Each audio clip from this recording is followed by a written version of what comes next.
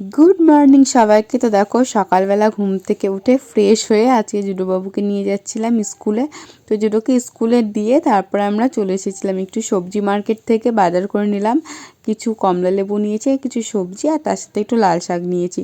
তারপর এখানে আমরা একটু দাঁড়িয়েছিলাম একটা দোকান থেকে একটু পরোটা খাবো বলে। তো পরোটার দোকান অনেক ভিড় ছিল, তাই আমি গাড়িতেই বসেছিলাম। তো ফাইনালি পরোটা খেয়ে আমরা এখন বাড়ির দিকে রওনা দিচ্ছি। আর দেখো আমি গাড়ি চালাচ্ছিলাম, তো জুডো পাপাকে বললাম একটু ভিডিও করতে, বাট ও আদৌ কি ভিডিও করেছে আমি বুঝতে পারলাম না। তো যাই হোক, আমি গাড়ি চালাচ্ছিলাম সেটাই একটু দেখানোর চেষ্টা করতে বলেছিলাম, কিন্তু সেটা আদৌ হয়নি। তারপরে এখানটায় দেখো বাজার থেকে সবজি নিয়ে এসেছি, গাজর, বিট, বিনস, মটরশুঁটি, ক্যাপসিকাম আর অনেক কিছু ছিল। আর লাল শাক এনেছিলাম 2 আঁটি। 1 আঁটি রাস্তায় পড়ে গেছে কখন টের পাইনি, আর 1 আঁটি আজকে রান্না করেছিলাম। আর সকালবেলা উঠে যেহেতু চলে গেছিলাম স্কুলে, তার জন্য দেখো যাওয়ার আগে না ডালটা সেদ্ধ করে গেছিলাম আর সবজিগুলো সব কেটে রেখে গেছিলাম। তো এসে ঝটপট করে রান্না বসিয়ে দিয়েছিলাম।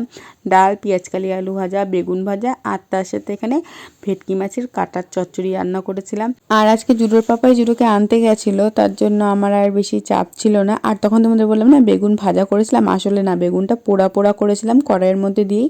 তো যেটা বেগুন মাখা ছিল লাল শাক, পেঁয়াজকালি আলু ভাজা, তার সাথে ভেটকি মাছের কাটা চচ্চড়ি।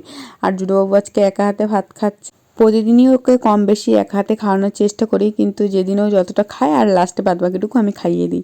আর এখানটায় ঘি দিয়ে ভাত খেয়ে বলছো নাকি দারুণ হয়েছে। যাই হোক, আর এই হচ্ছে আমার ভেটকি মাছের তরকারি, তোমাদের দেখিয়ে দিলাম। তো বাই বাই।